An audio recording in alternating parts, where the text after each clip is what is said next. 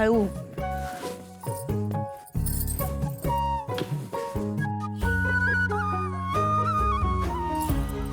Boss तू काय करतेस? खाली झोपतीये. ए नाही नाही नाही बॉस, मी झोपतो खाली. प्लीज मी खाली झोपतो. अरे तू वेडायस का केदार? पायाला लागलंय ना, उठबस करायला त्रास होईल तुला. मी झोपीन खाली. नको ना. अरे तू बॉस आहेस माझी. तू असं खाली झोपलेलं कसं आवडेल मला? तू प्लीज वरती झोप ना. शांतपणे वर झोप, मी खाली झोपेन. पण बॉस मी बॉस आहे ना तुझी, मग माझं ऐकायचं, ठीक आहे? आणि गोळ्या घेतल्यास का? नाही. थांब जरा.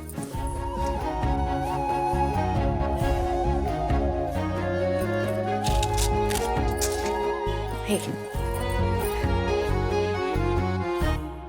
पाणी संपलंय, मी घेऊन येते.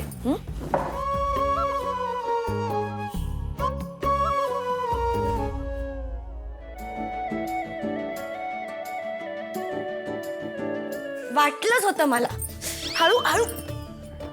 वाटलंच होतं मला तू हे असं शहाणपणा करणार आहेस. मी सांगितलं ना वर झोप म्हणून. झोप गपचूप वरती.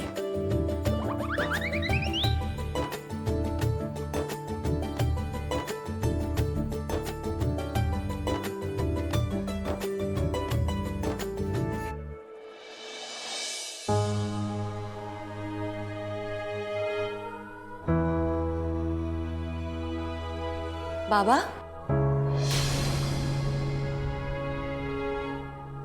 काय हो, झोपला नाहीत अजून? पाणी देऊ का थोडं? नाही नाही नको. काय झालंय? काय की झोपच लागत नाही.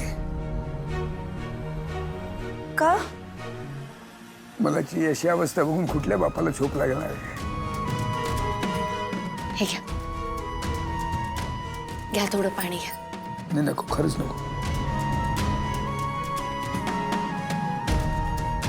समजतंय मला, पण डॉक्टर म्हणालेत ना की केदारची तब्येत आता बरी आहे आणि रिकव्हरी पण चांगली आहे.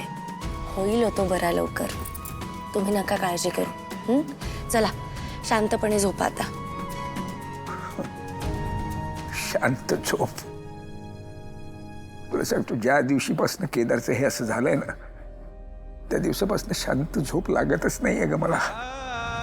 बापाशी 2 शब्द सुद्धा बोलायला तयार नाही आहे हा मुलगा. त्याची चौकशी करावी म्हटलं तर आपल्यामुळे त्याला आणखीन त्रास होईल अशी भीती वाटते.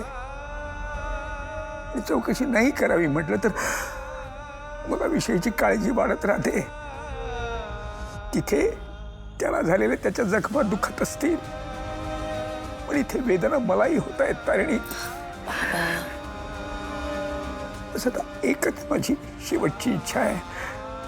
मी मरण्याआधी त्याने एकदा माझ्याशी बाबा म्हणून. बाबा असं नका ना बोलू. केदारच्या शरीरावरच्या जखमा भरायला जितका वेळ लागेल त्याच्यापेक्षा जास्त वेळ त्याच्या मनावरच्या जखमा भरायला लागणार आहे, हो की नाही? किती वेळ? तर माझ्याकडे वेळ उरलेला नाही ग. वय झाला आता माझा. बाबा असं का बोलताय? आतापर्यंत प्रत्येक बाबतीत मी हारलोच आहे ग. एक बाप म्हणून केदारच्या बाबतीत, प्रियकर म्हणून, नवरा म्हणून देवकीच्या बाबतीत, आणि मालक म्हणून कंपनीच्या बाबतीत. हा, पण आता एक गोष्ट दुरुस्त करण्याची संधी आहे माझ्याकडे. केदारचा चांगला बाप होण्याची. कंपनीचं काय? तुम्ही कंपनीच्या बाबतीत काहीतरी बोलत होतात ना? कंपनी तर तुम्ही व्यवस्थित सांभाळली आहे बाबा, मग असं का म्हणताय? नाही, काही नाही, जाऊ दे. मी सगळे जुने विषय आहेत खूप. मी सांगेन तुला नंतर केव्हा तरी. ते JPC मेडिकल फॅक्टरीच्या बाबतीत काहीतरी घडलं होतं ना?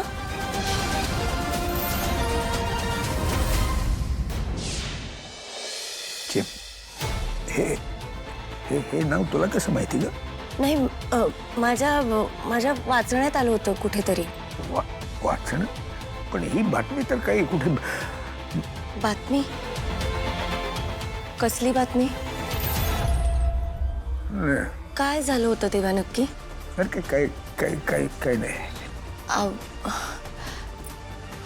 बाबा तुम्ही सांगत होतात ना काहीतरी, काही वाईट घडलं होतं का तेव्हा? नाही काही काही नाही ग. काही काही असं काही झालेलं नव्हतं.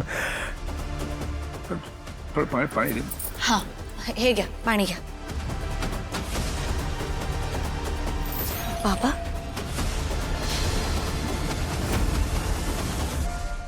बाबा तुम्हाला त्रास होतोय का?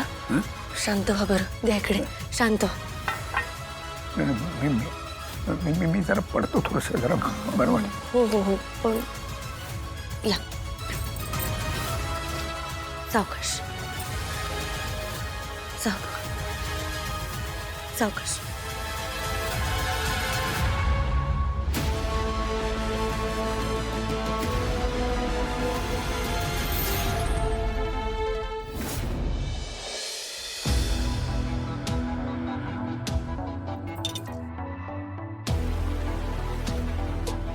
Boss, problem solved.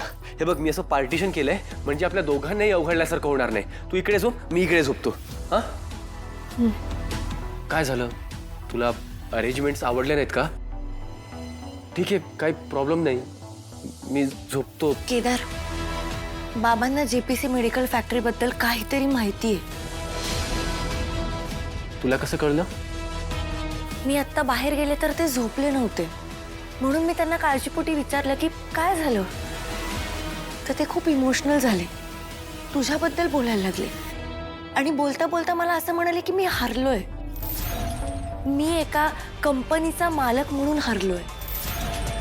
आणि मग मी त्यांना खूप प्रश्न विचारायला सुरुवात केली की असं का बोलताय, कशाबद्दल बोलताय, इतकं की मी जेपीसी बद्दल बोलले, मी जेपीसी मेडिकल फॅक्टरी असं नाव सुद्धा घेतलं.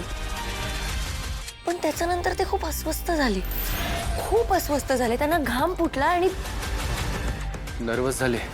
हो, आणि काय म्हणाले? काहीच नाही, कुठल्याच प्रकारची माहिती द्यायला तयार नव्हते. आणि ते इतके अस्वस्थ झाले होते ना की मला त्यांना आणखीन प्रश्न विचारणं बरोबर नाही वाटलं. पण केदार, काहीतरी आहे. बाबांना जेपीसी मेडिकल फॅक्टरी बद्दल माहिती आहे आणि ती त्यांची दुखरी नसेल. म्हणजे बघ ना, माझ्या आईचं प्रकरण, मालती आत्याच्या नवऱ्याचा मृत्यू, गुलाबने युवराजला किडनॅप करणं आणि MNN, हे सगळ्या गोष्टी एकाच ठिकाणी येऊन थांबतायत, ते म्हणजे जेपीसी मेडिकल फॅक्टरी. आणि आता या यादीत आणखी एका नावाची भर पडणार आहे, दयानंद खांडेकर.